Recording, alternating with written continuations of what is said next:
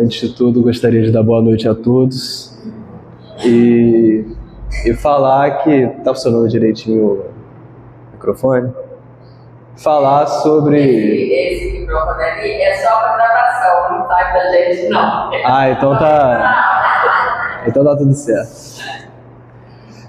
Falar sobre renovação, sobre reforma íntima, é um tema que, ao mesmo tempo que ele é vasto, nos coloca... É um tema que convida a refletir. É um tema que nos faz pensar o que eu tenho que fazer, o que eu tenho que buscar dentro de mim para alcançar esse alinhamento, para começar a trocar os velhos hábitos, para começar a trocar o fermento velho, como foi lido na página, por um fermento novo. Passa por compreender que essa troca é uma troca dolorosa, porque sempre que você altera um comportamento, você também altera o padrão que você está vibrando, o padrão das suas companhias. Então, às vezes, você deixar um mau hábito para trás implica também você perder a companhia fixa de alguns irmãos que são tão caros para nós. Por exemplo, se eu tento me policiar quanto aos meus comportamentos e deixo de fazer piada com alguma coisa, aqueles irmãos que riam dessa piada não vão me acompanhar naquela conversa. Se eu decido largar algum vício, passando por um problema mais da juventude, um problema com eletrônicos, por exemplo, aqueles irmãos que eu me comunicava, que estavam sempre junto de mim, conversando, rindo online, eu não vou ter essas companhias. Mas eu vou estar me alterando para um caminho que é superior, para algo que vai fazer bem não só para o meu corpo, mas também para o meu espírito. Algo que vai me ajudar a focar nas coisas certas, algo que vai me ajudar a buscar um caminho melhor. E nós pensamos, como ter talvez bom ânimo nesses abandonos necessários? Como ter alegria nessa mudança de comportamento que tão positivamente pode nos impactar? E nisso, Humberto de Campos, no livro A Boa Nova, psicografado por Francisco Cândido Xavier, nos traz a história de Bartolomeu. Bartolomeu era um apóstolo que, assim como muitos de nós, trazia um olhar desesperançoso, porque via um mundo errante, de pessoas que não faziam esse esforço de estar sempre sendo melhor, que se acomodavam numa zona de conforto, porque estavam tranquilas com quem eram, não sentiam a necessidade de mudar, não sentia a necessidade de se aperfeiçoar. Bartolomeu, assim como nós, conhecia o Evangelho de Jesus.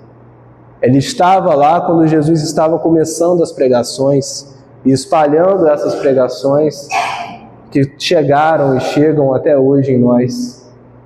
Bartolomeu conhecia isso.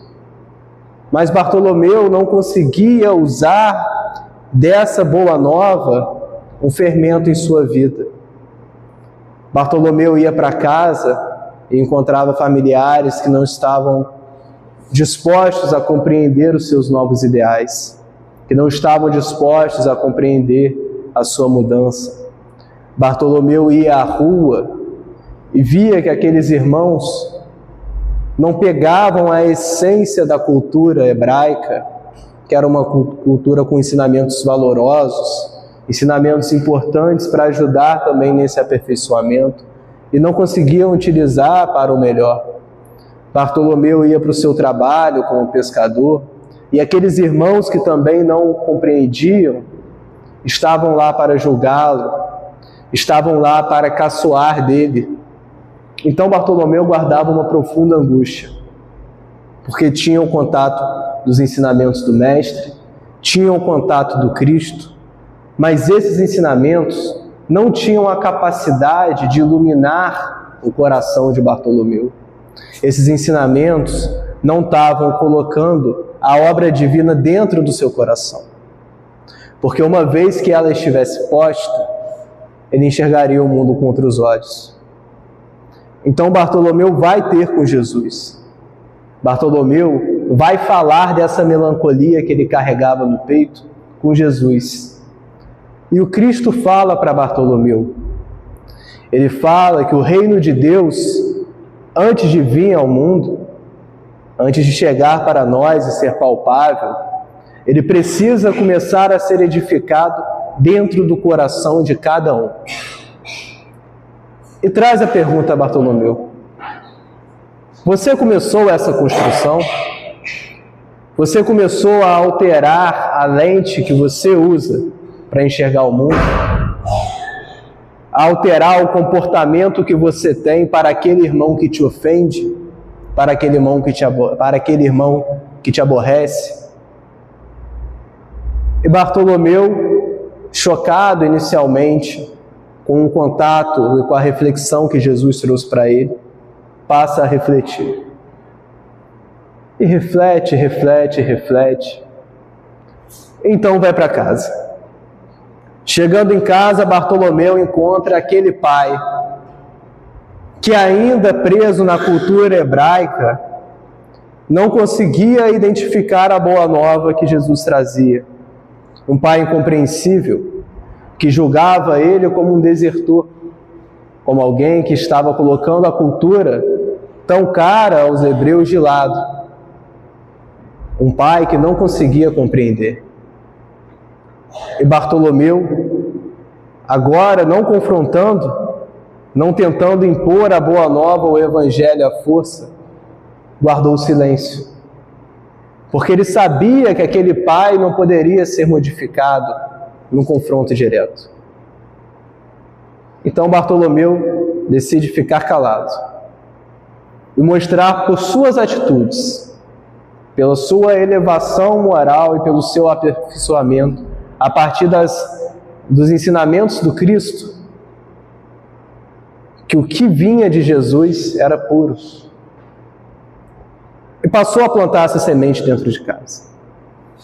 Quando Bartolomeu saiu para o trabalho, aqueles irmãos que ele respondia com aspereza, porque caçoavam dele, porque tentavam humilhar pelas crenças que ele tinha, ele respondia com bom ânimo, ele respondia com afeto, com carinho, e de pouco a pouco, seu relacionamento com a família, seu relacionamento com os amigos, seu relacionamento com o mundo em geral, com a forma de ver, passou a ser alterada. Bartolomeu começou a edificar a obra divina dentro do seu coração. E nós temos que ter em mente que para o aperfeiçoamento moral, para que esse fermento bom e novo tenha efeito dentro de nós, nós precisamos dar um bom forno, um bom fogão, para que ele cresça, para que ele se desenvolva.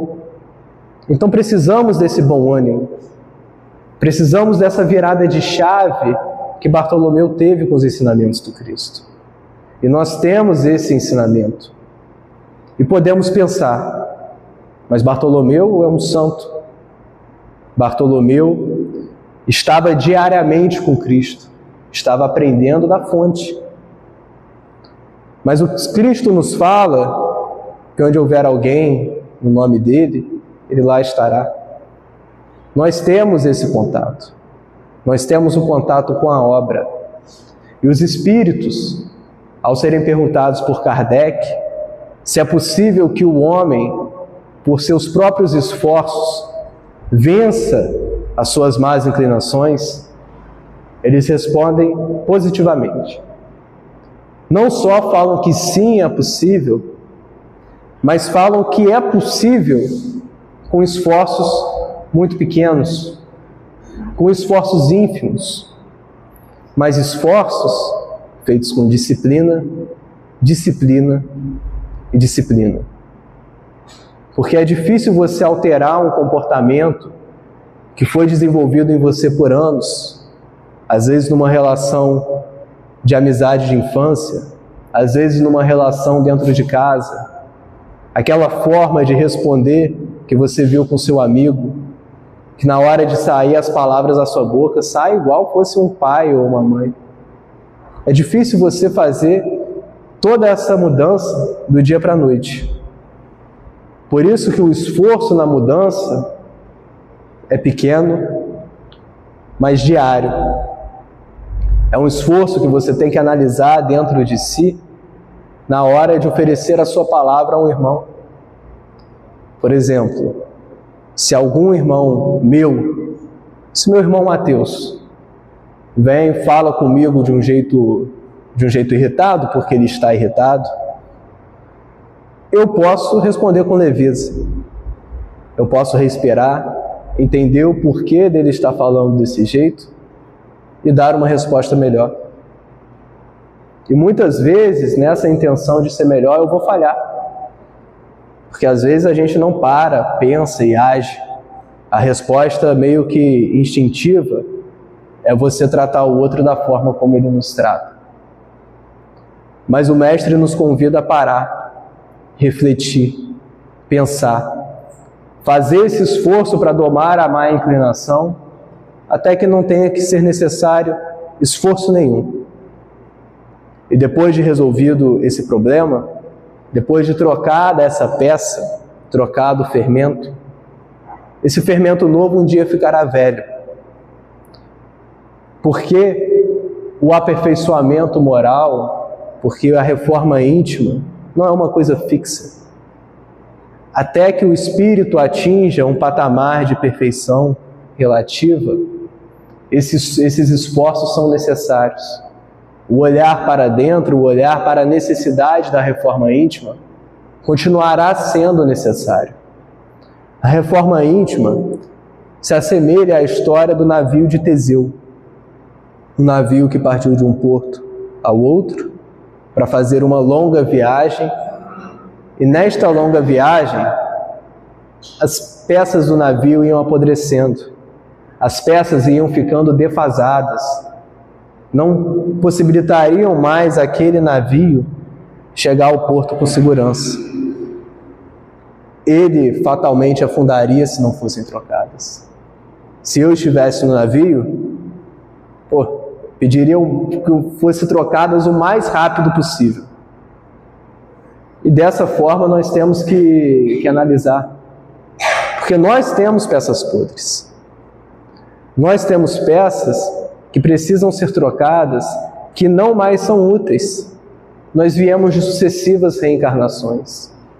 E os comportamentos de uma vida passada, que nós trazemos na nossa memória espiritual, esses comportamentos, alguns estão defasados. Algumas formas de pensar, algumas formas de ver o mundo, quando nós paramos e analisamos, com base nos princípios do Evangelho, não se aplicam mais. E essas peças têm que ser trocadas. Mas às vezes nós não conseguimos olhar qual é a peça podre. Às vezes vamos olhar para o nosso navio, uma peça que está perfeita. Às vezes, por conta do grupo social que nós estamos, olhamos para ela com mais desconfiança.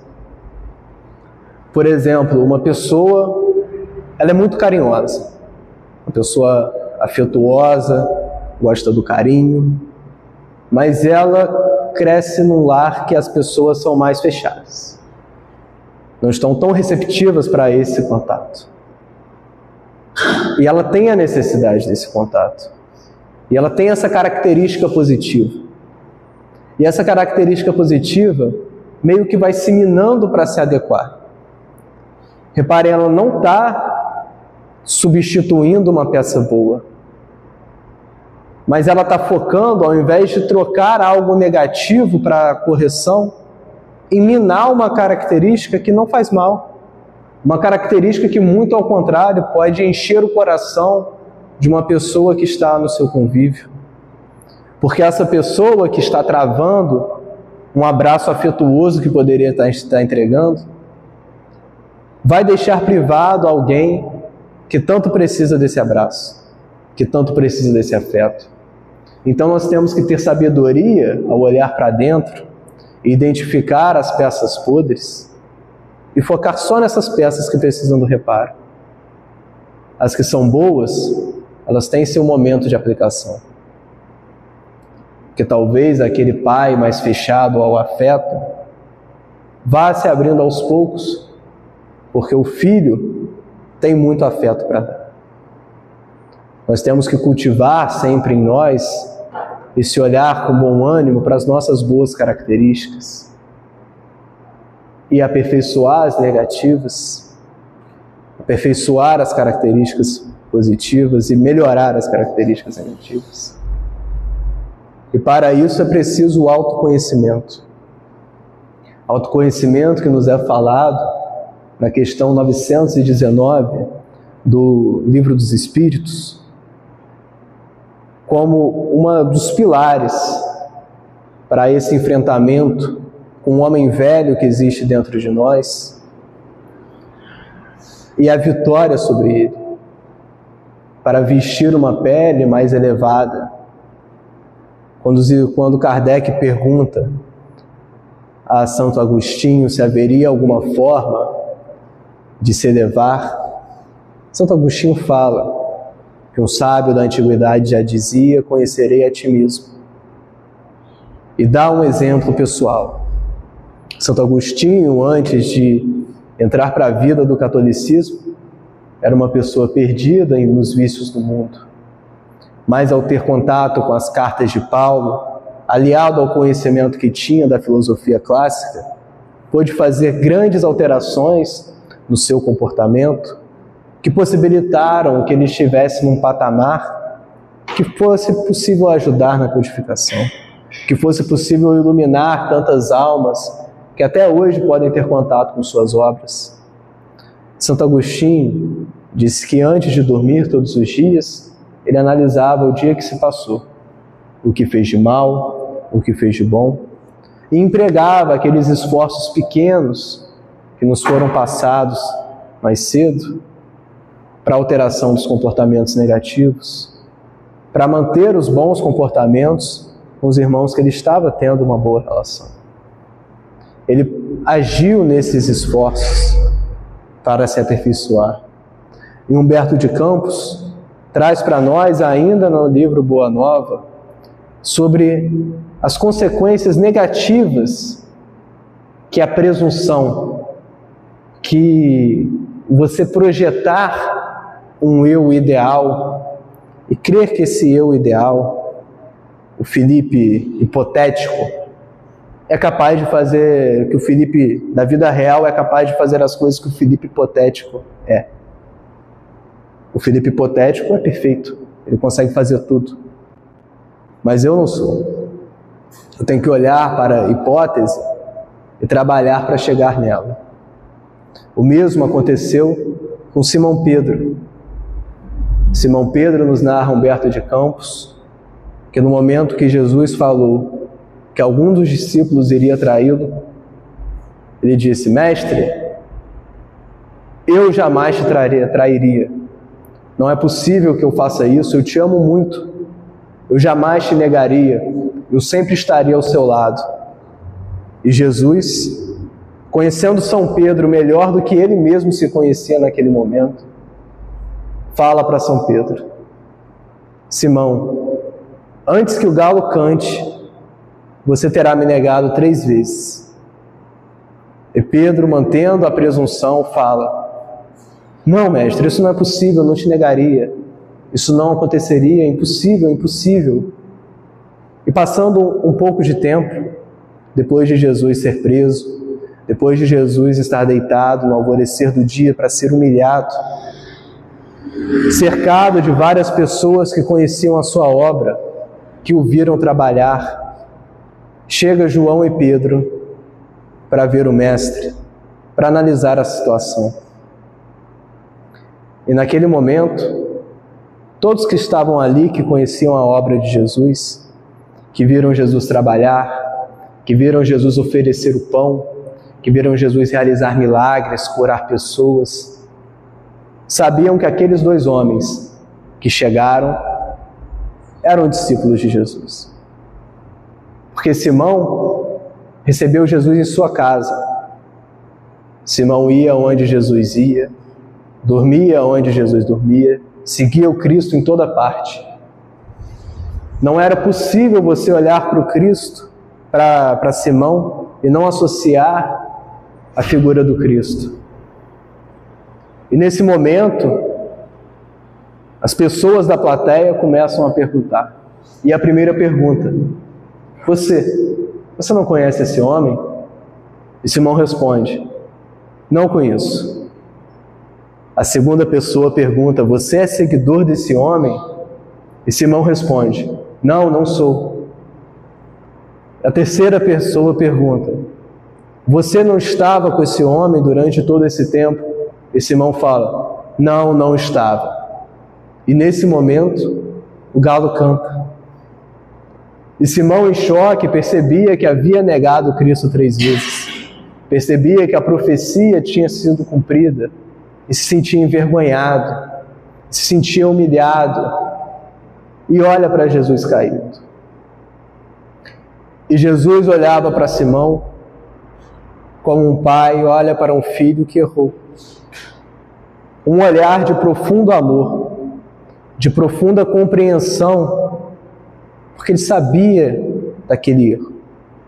Ele sabia, na verdade, o quanto Simão o amava, mas ele sabia que aquele erro era necessário.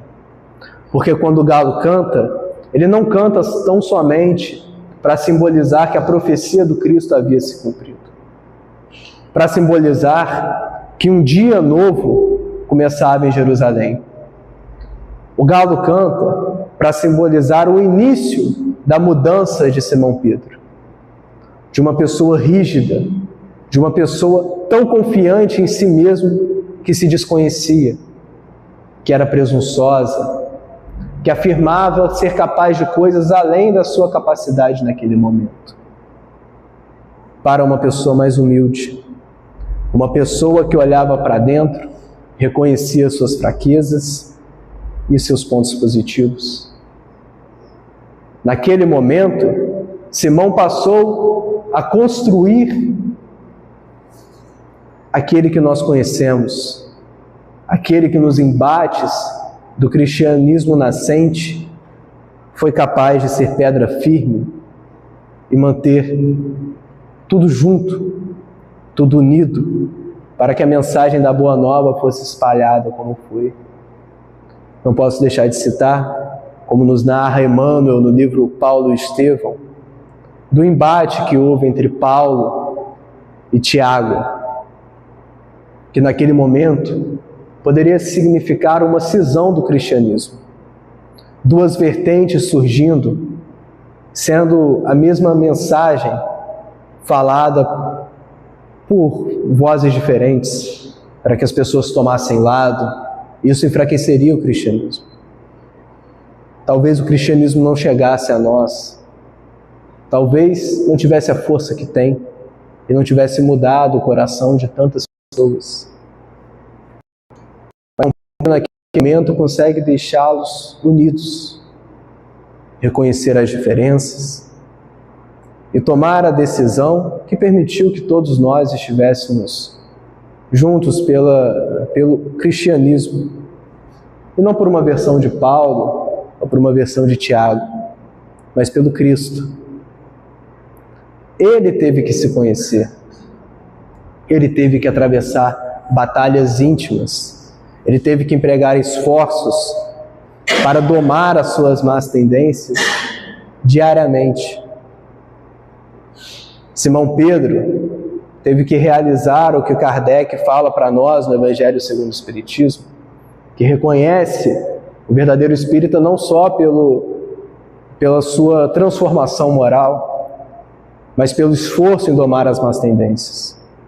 Pedro começou a praticar esses esforços, começou a praticar com disciplina, começou a praticá-los dia a dia, para que nos momentos derradeiros nos momentos de prova, ele pudesse agir conforme o Evangelho de Jesus, para que no momento derradeiro de sua vida, ele pudesse olhar para si e falar: eu não me considero no nível de Jesus para ter o mesmo desenlace do mundo. E ao invés de ser crucificado normalmente, é crucificado de cabeça para baixo. Pedro teve esse olhar para dentro. O Evangelho nos convida a ter esse olhar para dentro, para a nossa mudança, para o nosso aperfeiçoamento. E estudando para fazer a palestra, é como se quando você está estudando, pequenas coisas vão ali te testando para ver se você consegue não só estudar, falar, mas tentar seguir. E desde a primeira palestra que eu fiz, que foi em setembro agora desse ano, acho que agora é a quarta, eu já tenho recebido, por exemplo, pontadas mais de fora para seguir mais o que eu falo. Por exemplo, no carro, vindo para cá, minha mãe falou: ó, o aperfeiçoamento. Quando eu estava conversando com a minha avó mais cedo, e tive um comentário no momento mais irritado, ela falou: olha o que você vai falar mais tarde, olha o que você tem falado. E sobre um teste talvez de paciência, no domingo passado, quando eu estava vindo para Peribé para passar as festas de final de ano, estava saindo de Juiz de Fora, sairia de Juiz de Fora 8 horas para chegar em Laranjal por volta de 10 e de Laranjal seguir viagem para cá. Saio de Juiz de Fora 8 horas e logo depois de sair da cidade, o ônibus quebra. E eu penso: bem, não tem nada a fazer, eu não sei consertar o ônibus, eu vou dormir. Estava morto de sono, não tinha conseguido ter uma boa noite de sono no dia anterior e só queria dormir. Uns 2 minutos tentando dormir, um irmão sentado um pouco mais à frente puxa de sua bolsa um cavaquinho. E esse irmão começa a cantar moda de viola. E eu, fazendo a palestra, pensei: é um teste talvez para minha paciência, para eu superar essa pequena adversidade e dormir. Mas ele tocou a primeira, passei. Tocou a segunda, passei com nota 8. Tocou a terceira e quando talvez eu iria reprovar, uma irmã sentada mais atrás gritou: moço, por favor, moço, são 8 da manhã, a gente quer dormir. E ele, meio ao contragosto, parou de tocar. E seguindo a viagem, depois que o ônibus foi consertado, depois de 1 hora parado, eu descobri a beleza de uma criança dormindo. Uma beleza que não está necessariamente por ela estar dormindo, mas no que nós estamos privados quando ela está acordada. Porque quando a criança acordou, ela ficou 40 minutos chorando atrás de mim. Ela estava logo no meu banco de trás. E eu não podia olhar para trás e falar para a mãe: do jeito que a senhora puder, porque eu quero dormir. Não, eu tive que parar, respirar. Estava tentando ler um livro com paciência. E a criança gritando: mãe, eu quero sair, vai embora. E eu: respira. Com sorte, a minha companheira que estava do meu lado estava mais irritada que eu. Então eu tinha que tentar talvez acalmar ela. Então teve um momento que eu olhei para ela, lá para o 30º minuto que a criança estava chorando, gritando, berrando, e falei: Duda, é melhor chamar o moço do cavaquinho de volta. Enfim, foi uma pequena situação no domingo passado. Claro, o ônibus que era para chegar em Laranjal 10 horas acabou chegando meio-dia. Eu, que era para chegar em Peribé 11 horas, acabei chegando 1. Mas Esses pequenos intercursos, esses pequenos momentos, são testes que vêm na nossa vida diariamente. E nós somos convidados a passar por esse teste com bom ânimo, por tudo que a gente aprende, por tudo que a gente ouve. Porque aqui na Casa Espírita a gente conhece o Evangelho de Jesus. Provavelmente, não desta vida a gente conhece o Evangelho de Jesus, a gente teve contato anteriormente. E quando a gente tenta guardar esses ensinamentos dentro de nós, eu percebo que a pessoa que estava naquele ônibus, que estava mais preparada para passar por aquela situação, era um moço do cavaquinho, que naquela situação tentou trazer, quem sabe, alguma alegria para nós. E esses momentos vêm para todos. E Jesus nos fala no Evangelho que a chuva, ela vem para o justo e para o injusto. Para a pessoa que se prepara, ela vai passar por intercorrências negativas. Mas ela vai ter um olhar diferente. Ela vai passar com maior resignação. Eu lembro de uma história da minha família, que eu descobri recentemente.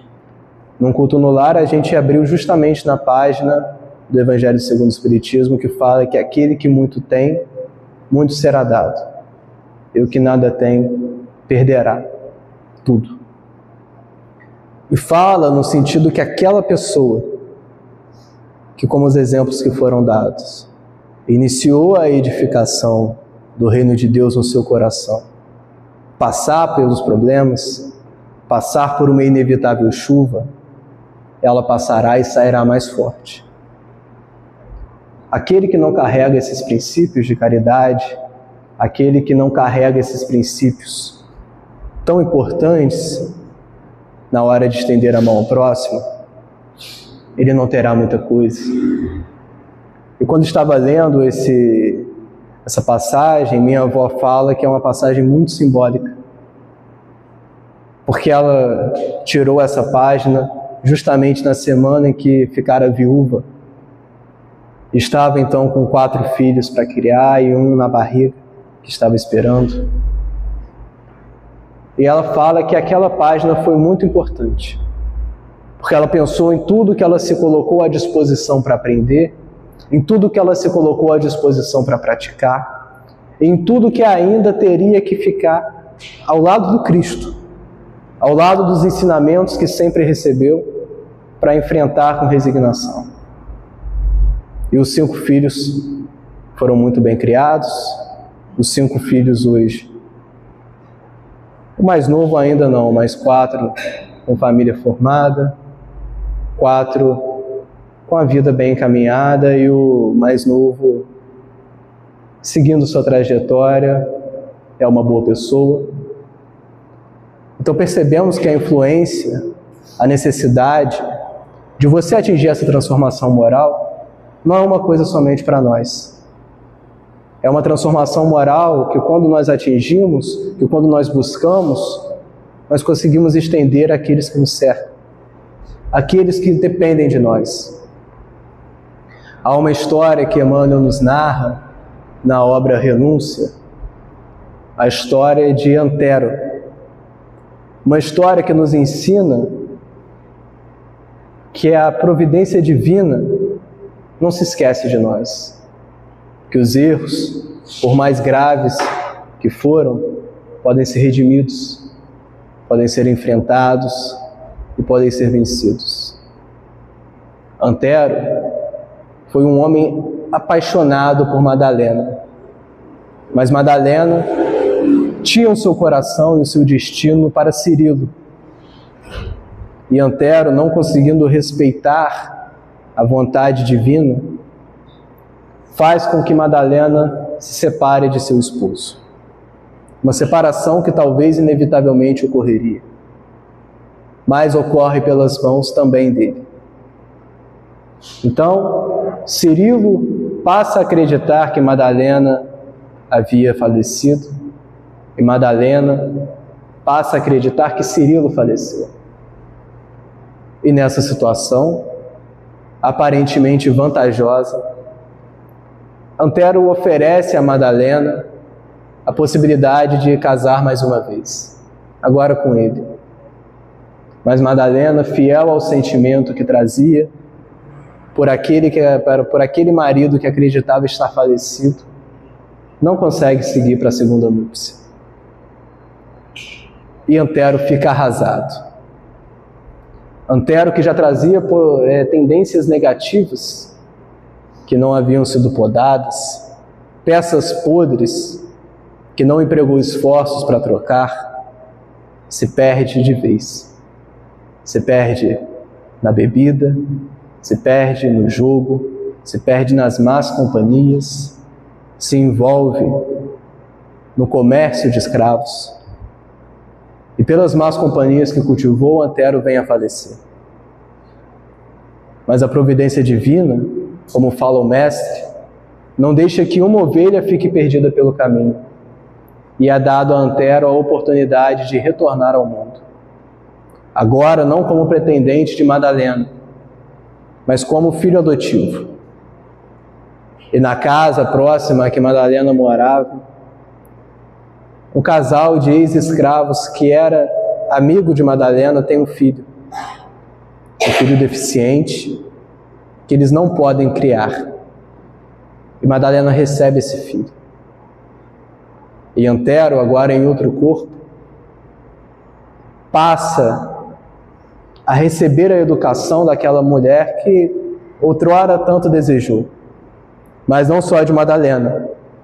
Recebe o amparo de sua mãe, de sua irmã Alcione, que é a personagem que o livro segue do início ao fim, e do padre Damiano, que é nos apresentado como uma das encarnações de Emmanuel.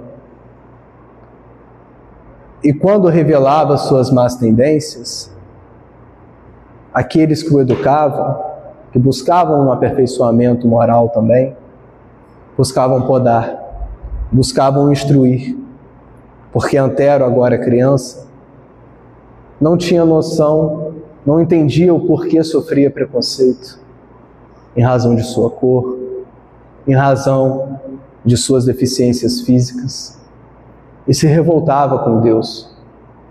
Por que Deus me fez assim? Por que Deus me fez sofrer? Por que Deus não fazem essas crianças que estão zoando de mim ficarem quietas?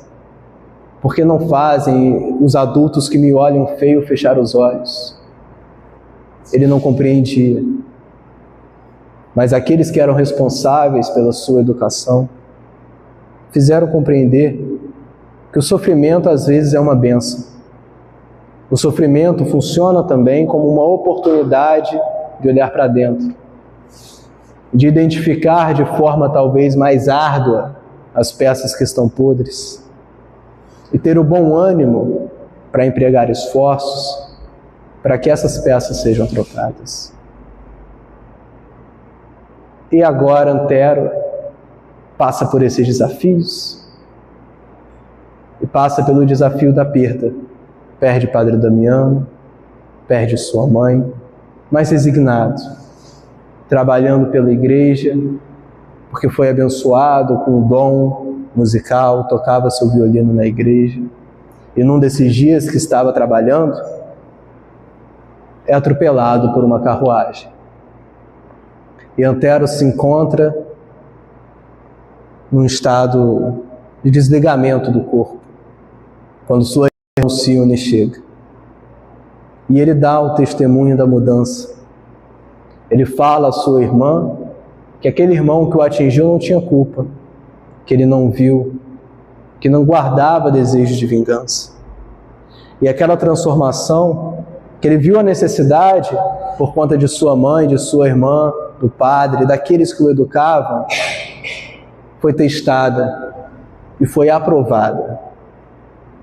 E Antero, naquele momento, olha para suas mãos, então deficientes, e já começa a enxergar o corpo de seu espírito, não mais danificado como é a carne, mas inteiro, irradiando uma luz, e volta à pátria espiritual, tendo vencido as provas que estava para enfrentar. Vencido, não sozinho, mas com a ajuda e com o amparo daqueles que eram responsáveis pela sua educação. E a transformação moral é possível em vários planos. Por exemplo, André Luiz vem a empregar esses esforços nas suas más tendências do outro lado. Ele desencarna, fica no umbral e dá o primeiro passo para a restauração do seu espírito. No umbral ele se arrepende, ora com todo o seu coração. E essa oração permite que irmãos de nosso lar venham e o acolham. E ele passa a aprender com esses irmãos, passa a entender as histórias, entender como funciona a família, entender como funciona o perdão, entender o porquê que ele chegara no plano espiritual como suicida. Se não foi de meio direto, se não atentou contra a vida e diretamente acabou com ela. Os Espíritos explicam que os pequenos esforços que ele empregou naquela vida não foram para o bem. Ele empregou pequenos esforços, empregou esforços com disciplina, mas esforços que no ato de se entregar à bebida rotineiramente acabaram por antecipar sua ida. Esforços que não fizeram mal à carne e não fizeram mal ao espírito, que fizeram mal à carne e fizeram mal ao espírito.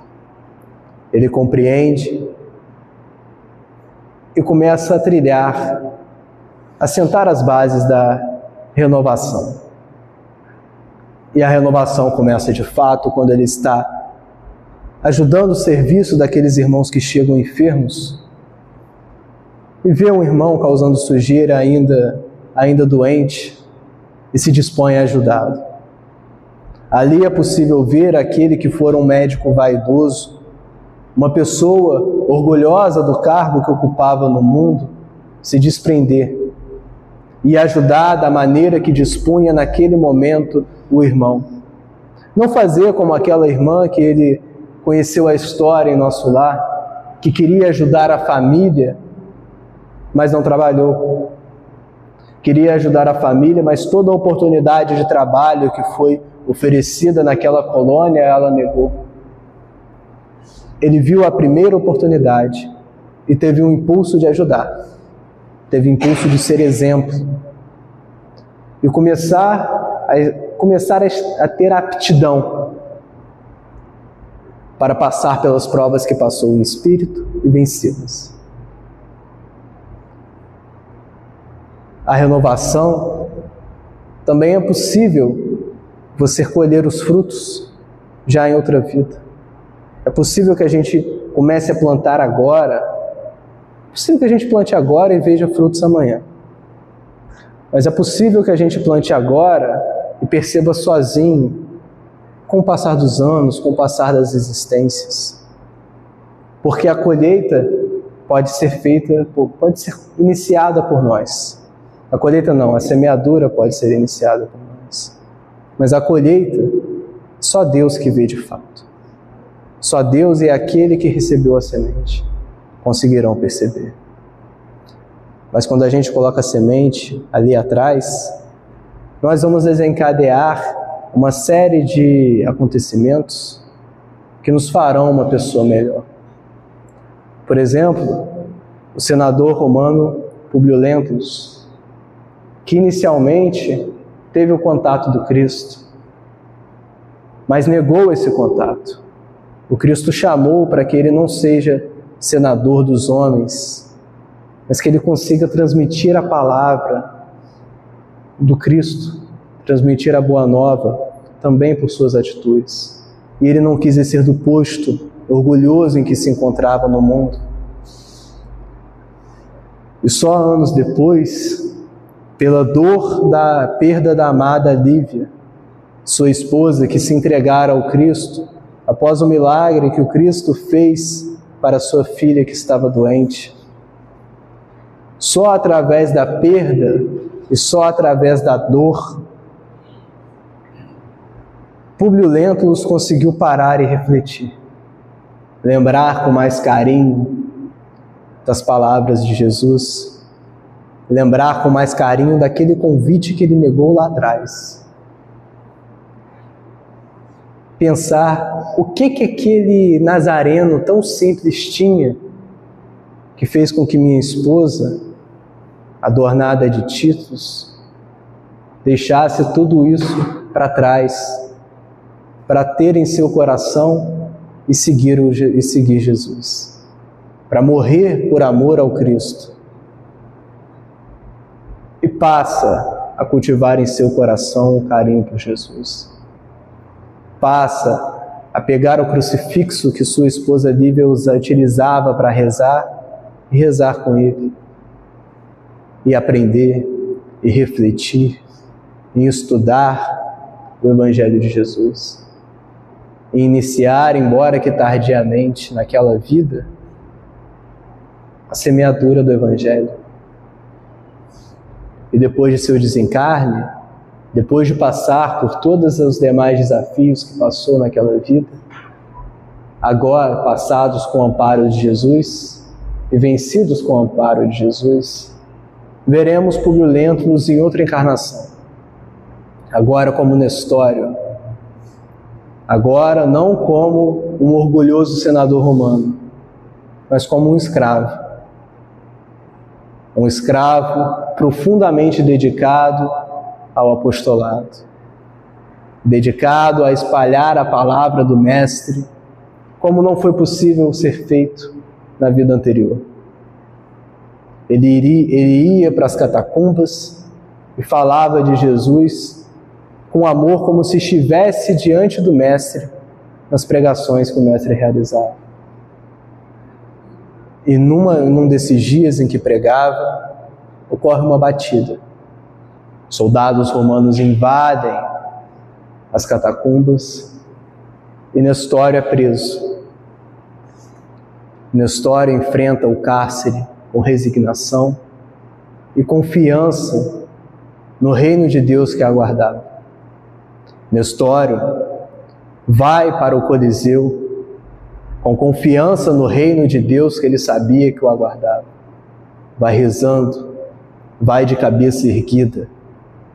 E quando as feras são soltas, e Nestório é abatido, e começa a se desligar o espírito de seu corpo, ele olha para frente e vê um vulto luminoso de uma mulher chegando, que lhe falava com carinho, que lhe olhava com carinho, e que tinha por ele profundo amor, mas que ele não conhecia naquela vida. Era Lívia, que pelos laços do amor, de quem se reformou e ajudou na reforma do seu marido de outra época, da sua alma gêmea, veio buscar naquele momento de resgate, daquele que fora senador, que se regozijou com tanto sofrendo no Coliseu, agora sofria.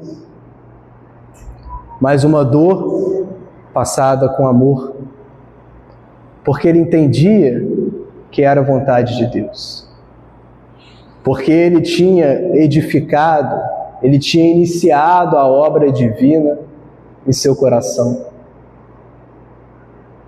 Esse é o convite que o Evangelho nos faz. Um convite que nos mostra que a reforma íntima não é algo feito da noite para o dia.